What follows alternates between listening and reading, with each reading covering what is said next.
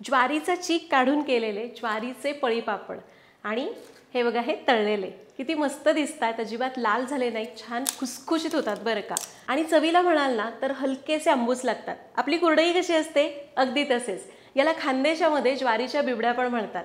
Recipe शिकायची आहे तर व्हिडिओला लाईक करा आणि व्हिडिओ शेवटपर्यंत बघा। नमस्कार, सरिताच्या स्वयंपाकघरात म्हणजेच आपल्या सरिताज किचनमध्ये आज आपण करणार आहोत ज्वारीचे पापड, ज्याला खानदेशामध्ये ज्वारीच्या बिबड्या असंही म्हटलं जातं।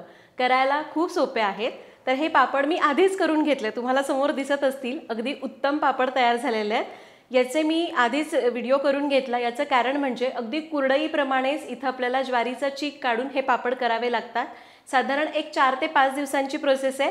त्यामुळे मी सगळे जे काही आम्ही केलं ना ते सगळं आधी शूट करून घेतलं आणि आता तुम्हाला व्यवस्थित एक एक स्टेप समजावून सांगणार आहे, म्हणजे कुठलीही चूक व्हायला नको आणि तुम्ही सुद्धा उत्तम पापड करू शकाल।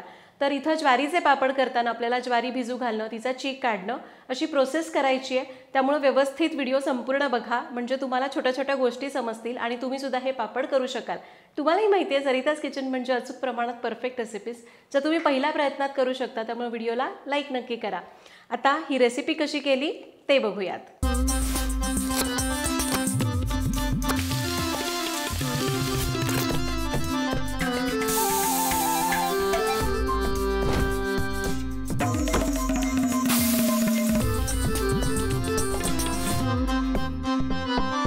तर हे ज्वारीचे पापड म्हणजे ज्वारीच्या बिबड्या करण्यासाठी मी साहित्य काय काय घेतलं होतं ते आधी सांगते। ज्वारीचे पापड करण्यासाठी इथं मी घेतली 1 किलो ज्वारी, चवीप्रमाणे मीठ आणि 2 टेबलस्पून पांढरे तीळ।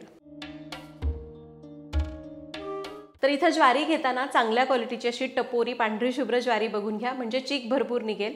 अगदी तुम्हाला नाहीच मिळाली तर जी उपलब्ध असेल ती वापरली तरी चालेल। फक्त ज्वारी बाजारामधून आणल्यानंतर ती व्यवस्थित निवडून आणि चाळून घ्यायची। तर इथं मी ज्वारी चांगली निवडून चाळून घेतली आहे। आता 2 ते 3 वेळा स्वच्छ धुवून घ्यायची। ज्वारी स्वच्छ धुवून घेतली, यामध्ये भरपूर पाणी घालू आणि याला 3 दिवस 3 रात्र संपूर्ण भिजू द्यायचं। फक्त लक्षात घ्या, ज्वारीमधलं पाणी रोजच्या रोज काढायचं, हलक्या हाताने ज्वारी स्वच्छ धुवायची आणि पुन्हा पाणी बदलून झाकून ठेवायची। तर इथं आपण ज्वारी भिजायला घातली, तर ज्वारी 3 दिवस 3 रात्र संपूर्ण भिजणं गरजेचं आहे। म्हणजे काय, जर तुम्ही सोमवारी भिजायला घातली तर सोमवार, मंगळवार, बुधवार असे 3 दिवस 3 रात्र भिजू द्या आणि गुरुवारच्या सकाळी तुम्ही चीक काढायला घेऊ शकता।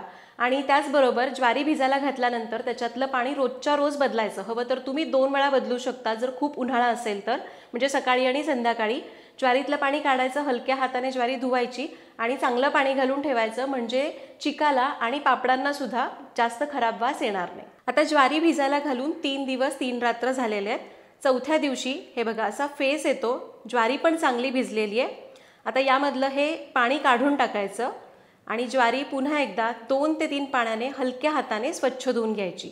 ज्वारी स्वच्छ धुवून घेतली, आता एक 10 मिनिटं चाळणीवर निथळायला ठेव। 10 मिनिटं ज्वारी चांगली निथळून झाली। आता एका स्वच्छ सुती कपड्यावर ती पातळ पसरवून घ्यायची। तर हे बघा ज्वारी मी अशी पातळ पसरवून घेतली आहे। आता घरामध्येच फॅन खाली 2 तास सुकवून घ्यायची। तर इथं ज्वारी सुकवताना लक्षात घ्या, ज्वारी आपल्याला फॅन खालीच 2-3 तास सुकवायची आहे। जर तुम्ही उन्हामध्ये सुकवली तर ती खूप कडकडीत होते आणि मिक्सरमधून दळता येत नाही। पण जर तुम्ही गिरणीमध्ये दळायला देणार असाल तर मात्र तुम्ही ज्वारी उन्हामध्ये सुकवू शकता। फक्त खूप जास्त नाही, अगदी 2 तास पुरेसे होतात। तर इकडे आपली ज्वारी 2 तास फॅन खाली चांगली सुकलेली आहे, एकदम कडकडीत नाही। असं मुठीमध्ये घेतली की हलकी गार जाणवते। आता थोडी थोडी ज्वारी आपण मिक्सरमधनं बारीक दळून घेऊ। तर खूप एका वेळी घ्यायचं नाही, थोडं थोडं मिक्सरच्या भांड्यामध्ये घ्यायचं आणि बारीक दळायचं। तर हे बघा ज्वारी मी अशी शक्य होईल तेवढी बारीक केलेली आहे। आता एकदम बारीक नाही, पण अशा रव्याची चाळणी असते ना किंवा गव्हाच्या पिठाची चाळणी, त्याने आपल्याला याला चाळून घ्यायचे। तर उरलेली ज्वारी आपण अशीच बारीक करूयात आणि थोडी थोडी करून चाळून घेऊ। तर सगळी ज्वारी दळून झाली आहे आणि हे बघा हे आपलं पीठ तयार झालेलं आहे। तुम्हाला दिसत असेल एकदम मैद्यासारखं बारीक नाही, पण आपलं ज्वारीचं पीठ कसं असतं थोडंसं जाडसर, तसंच याला ठेवलेलं आहे। आता ज्वारी दळून हे पीठ मी एका भांड्यामध्ये काढलंय।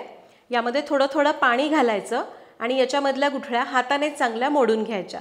याला चांगलं एकजीव करायचे, एकत्र खूप पाणी घालू नका, नाहीतर गुठळ्या मोडायला त्रास होतो।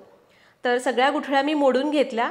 आता यामध्ये भरपूर पाणी घालायचं आणि याच्यावर झाकून याला रात्रभर असंच धक्का न लावता ठेवून द्यायचं। तर लक्षात घ्या, आपण ज्वारीचं जे पीठ काढून घेतलं ते चांगलं आंबलेलं आहे आणि आपण त्याच्यात भरपूर पाणी घालून ठेवलं. आता तुम्हाला जर वाटलं की 1-2 तासांनी की खूपच कोंडा पाण्यावर येतोय, तर सरळ ते पाणी ओतून द्या, पुन्हा त्याच्यामध्ये भरपूर पाणी घाला. अगदीच वाटलं तर हे जे ज्वारीचं जे पीठ आहे पाणी घातलेलं, ते तुम्ही पुन्हा एकदा सुती कपड्यामधून वस्त्रगाळ करून घेऊ शकता. म्हणजे खूप जास्तीचा जर कोंडा असेल तर तो निघून जाईल. फक्त लक्षात घ्या, रात्री याला झाकून ठेवताना याला धक्का लागणार नाही याची दक्षता घेतली पाहिजे. नाहीतर मग काय होईल, सगळा चीक पाण्यामध्ये मिसळला जाईल. दुसऱ्या दिवशी सकाळी बघा, वरवर असं पाणी जमा झालेलं आहे आणि खाली याचा चीक साठून राहिलेला आहे. आता हे वरचं पाणी आहे, आपण कुरडईच्या चिकाला कसं करतो अगदी तसंच अलगद काढून टाकायचं आहे. खूप जास्त हलवायचं नाही, अगदी अलगद हाताने हे चिकावरचं पाणी काढायचं, नाहीतर चीक पाण्यामध्ये मिसळला जाईल. तर सगळं पाणी आपल्याला हळूहळू काढून टाकायचं आहे. असं चीक खाली पडताना दिसायला लागला की आपल्याला थांबायचं आहे. तर बऱ्यापैकी सगळं पाणी मी काढून टाकलं आहे आणि हे घ्या, आपला हा घट्ट ज्वारीचा चीक तयार झाला. तर जसा कुरडईसाठी गव्हाचा चीक मिळतो तसा आपल्याला ज्वारीचा चीक मिळाला. आता कुरडई करताना आपण जेवढा चीक असतो तेवढंच पाणी घेतो, पण इथं आपल्याला पळी पापड करायचे, त्यामुळे आपल्याला पाण्याचं प्रमाण वाढवावं लागतं. आता इथं आपण पाण्याचं प्रमाण कसं घ्यायचं ते बघूयात. तर इथं आपला हा चीक तयार झालाय, त्याला एखाद्या भांड्याने मोजून घ्यायचं. तर हे बघा, या भांड्याने बरोबर 1 भांडं चीक निघाला. आता पीठ शिजवण्यासाठी एक जाड तळाचं भांडं गॅसवर ठेवलंय. त्यामध्ये आपल्याला त्याच भांड्याने 3 भांडी पाणी घ्यायचं. म्हणजे काय, जर 1 भांडं चीक निघाला तर त्याच भांड्याने तिप्पट पाणी घालायचं. आता या भांड्यावर झाकण ठेवूयात आणि पाण्याला चांगली उकळी आणू. तर बघा, आपण पाणी उकळायला ठेवताना कमीत कमी तिप्पट पाणी उकळायला ठेवायचं. अगदीच पुन्हा वाटलं की खूपच घट्ट होतंय तर आपण अजून जास्तीचं पाणी वाढवू शकतो. आता ते लागलंच तर कसं वाढवायचं हे मी पुढे सांगणारच आहे. तर इकडे आता पाण्याला चांगली खळखळून उकळी आली. यामध्ये घालायचं चवीपुरतं मीठ आणि पांढरे तीळ. आता गॅस कमी करायचा आहे आणि एका हाताने चीक सोडत दुसऱ्या हाताने सतत ढवळत राहायचं, म्हणजे गुठळ्या होत नाहीत. लक्षात घ्या, गॅस कमीच ठेवायचा, म्हणजे गुठळ्या मोडायला सोपं जातं. तर इथं सगळा चीक घातला. आता कमी गॅसवरच याला 4 ते 5 मिनिटं असंच ढवळत राहायचं आहे, म्हणजे याच्यामध्ये अजिबात गुठळ्या होणार नाहीत. तर 4 ते 5 मिनिटांनी सगळ्या गुठळ्या मोडल्या गेलेल्या आहेत. मिश्रण असं थोडं घट्टसर व एकसंध दिसू लागलं आहे, पण हे आता बरंच घट्ट आहे. शिजल्यावर हे अजून घट्ट होईल, त्यामुळं मी यामध्ये अजून अर्धं भांडं गरम पाणी घालते. तर आधीच मी पाणी गरम करायला ठेवलं होतं, आपल्याला गरम पाणीच घालायचं आहे. म्हणजे एकूण इथं मी 3.5 भांडी पाणी वापरलं. तर पाणी याच्यामध्ये चांगलं मिसळून घेतलं. आता याच्यावर झाकण ठेवायचं आणि याला मंद आचेवर 20 ते 25 मिनिटं शिजवून घ्यायचं, पण दर 5-5 मिनिटांनी ढवळून घेऊ. तर इथं बघितलं, आपण पहिल्यांदा 3 भांडी पाणी ठेवलं आणि चीक घट्ट वाटतोय असं वाटायला लागलं, कारण पळीपापड करायचे आहेत ना, तर मी अजून अर्धं भांडं पाणी घातलं. तर ज्वारीची क्वालिटी कशी आहे याच्यावर पाण्याचं प्रमाण थोडंफार कमी जास्त होऊ शकतं, पण कमीत कमी 3 तिप्पट पाणी घालावंच लागतं. अगदीच वाटलं तर अर्धं किंवा अजून एखादं भांडं वाढवलं तरी पण चालतं, पण पाणी घालताना गरमच घालायचं. आता इथं आपल्याला हे मिश्रण 20 ते 25 मिनिटं मंद आचेवर चांगलं शिजवायचं आहे. म्हणूनच आपल्याला जाड तळाचं भांडं घ्यायचं आणि दर 5-5 मिनिटांनी हलवून घ्यायचं. तर साधारण 20 ते 25 मिनिटं आपण हे पीठ शिजवून घेतलं आहे. सुरुवातीला हे बघा पांढरट होतं, आता थोडं पारदर्शक दिसू लागलं आहे आणि एक चकाकी आलेली आहे. याचा अर्थ हे व्यवस्थित शिजलेलं आहे. आता तरीही हे ओळखायचं कसं सांगते. एका ताटलीवर हे मिश्रण मी असं टाकते आहे. मिश्रण टाकल्या ते थोडंसं पसरलं जातं, पण जेव्हा मी ताट फिरवते 1-2 सेकंदांनी तर ते तिथल्या तिथंच गोल गोल फिरतंय, एकदम असा ओघळ येत नाही. याचा अर्थ आपलं मिश्रण व्यवस्थित तयार झालेलं आहे. गॅस बंद करूयात आणि पळी पापड घालायला सुरुवात करू. आता इथं मी काय करणार आहे, हे पीठ आपल्याला गरम असतानाच पापड घालायचे आहेत, त्यामुळे जेवढं लागणार आहे तेवढं मिश्रण एका लहान भांड्यामध्ये काढलं आणि बाकीचं मिश्रण झाकून ठेवायचं, म्हणजे ते गार होणार नाही. आता इथं मी एक पॉलिथिन अंथरला आहे, त्याच्यावर आपल्याला पळीने छोटे छोटे पापड घालायचे. तर साधारण अर्धी पळी मिश्रण घालायचं आणि थोडं पळीनेच पसरवून घ्यायचं, किंवा तुम्हाला हवे तसे लहान मोठे पापड करू शकता. तर हे बघा, सगळे पापड मी अशाच पद्धतीने घालून घेते. तर इथं बघा सगळे पापड घालून झाले. आता याला आपण उन्हामध्ये सुकवून घेऊ. आणि अजून एक गोष्ट लक्षात घ्या, जेव्हा हे पापड आपण पळीने घालतो ना, तेव्हा खूप पातळ घालू नका, कारण हे वाळल्यावर अजून पातळ होतात. अगदी काचेसारखे, म्हणजे कांद्याच्या काचोळीसारखे पातळ झाले तर तळले की लगेच करपतात. त्यामुळे थोडेसे जाडच ठेवायचे, म्हणजे वाळल्यावर हलके जाड राहतात आणि तळल्यावर व्यवस्थित तळले जातात. तर इथं मी सगळे पापड घालून घेतले आणि मी घरामध्येच थोडंसं ऊन येतं तिथं सुकवायला टाकले. हे पापड साधारण ऊन असेल ना तर 2 दिवसात सुकतात आणि ऊन नसेल, तुम्ही घरामध्ये सुकवताय फॅनखाली, तर 2 ते 3 दिवस लागतात. फक्त ते हवेशीर ठेवा, एकदम असा बंद दरवाजा ठेवू नका. तर अशा पद्धतीने आपल्याला पापड सुकवायचे आणि आपले हे पापड तयार झालेत.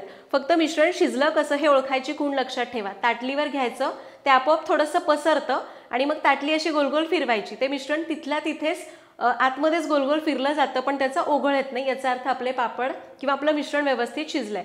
मिश्रण कच्चं असेल तर पापड तर घालता येतात, पण वाळल्यानंतर त्याचा चुरा होतो किंवा चिरा जातात. त्यामुळे ही गोष्ट लक्षात ठेवा. तर पापड आपले सगळे सुकलेले आहेत आणि तुमच्या समोर आहेत. आपण जेवढं प्रमाण घेतलं होतं तेवढ्या प्रमाणामध्ये वजनी प्रमाणात म्हणाल ना तर 450 ग्रॅम पापड तयार झाले आणि नगावर म्हणाल तर 120 लहान आकाराचे पापड तयार झाले. आता पापड तळून बघूयात कसे होतात. तर तेल व्यवस्थित तापू द्या, कारण तेल नीट तापलं नाही तर पापड कडक होतील. तेल व्यवस्थित तापलंय. गॅस मध्यम करायचा आणि पापड तळायला सोडायचे. बघा मस्त होत आहेत ना पापड, छान फुलतात. पहिला पापड आहे त्यामुळं जरासा कमी फुलतो, नंतर तेलाने ताव धरला की छान पापड होतात. अजून थोडे पापड तळूयात. मला एक गोष्ट लक्षात आली आहे, जर पापड वाकडा झाला असेल ना, पळी पापड थोडे वाकडे होतातच, तर त्याला पालथं टाकायचं. म्हणजे उंच बाजू कडा आधी खाली करायच्या, मग पापड टाकायचं, म्हणजे पापड तळल्यावर सरळ होतो. उदाहरणार्थ हा पापड टाकला ना, याला असं पालथं टाकायचं, म्हणजे व्यवस्थित आकार येतो तळल्यानंतर.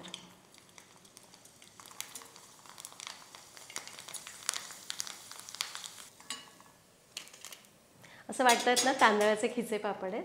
मला ही आत्ताच समजलेली ट्रिक आहे. वाकडा झालेला पापड पालथा टाकला की तो सरळ होतो. तर थोडे पापड मी तळून घेतले आणि तुम्हाला बघितल्यावरच कळले की पापड छान फुलतात, म्हणजे मस्त खुसखुशीत झालेत, लाल पडत नाहीत. आता हे जे उरलेले जे पापड आहेत ते आपल्या साध्या स्टीलच्या डब्यामध्ये, हवा बंद ठेवण्याची गरज नाही, पण साध्या स्टीलच्या डब्यामध्ये ठेवून दिले तर वर्ष 1.5 वर्ष आरामात टिकतात. फक्त पाण्याचा हात लागून देऊ नका, म्हणजे जाळी लागणार नाही. तर अशा प्रकारे आज आपण इथं ज्वारीचे पळी पापड म्हणजेच खानदेशी बिबड्या कशा करायच्या ते बघितलं. तर बऱ्यापैकी रेसिपी नीट समजावून सांगण्याचा मी प्रयत्न केलेला आहे. आणि फक्त एक गोष्ट लक्षात घ्या, जर तुम्हाला वाटलं की चीक काढल्यानंतर खूपच जास्त कोंडा येतोय तर तो कोंडा काढून टाका. हवं तर तो चीक एकदा वस्त्रगाळ करून घ्या, म्हणजे पापड असे लालसर होणार नाहीत खूप कोंडा राहिल्यामुळं. त्यामुळे ही काळजी तुम्ही घ्या. मलाही वाटलं होतं की म्हणजे मी घरी घेऊन गेले होते चीक, वाटलं होतं की कोंडा खूप आहे, तर त्यावेळी मी याला एकदा वस्त्रगाळ केलं होतं, त्यामुळे पापड अजिबात लाल झाले नाहीत. तर तुम्ही सुद्धा ही ज्वारीच्या पापडाची रेसिपी जरूर करून बघा. एकदम खुसखुशीत पापड होतात, वर्षभर टिकतात. आणि मला कमेंट्समध्ये सांगा की रेसिपी कशी वाटली. पुन्हा भेटूया तशाच एका नवीन व्हिडिओमध्ये. तोपर्यंत धन्यवाद.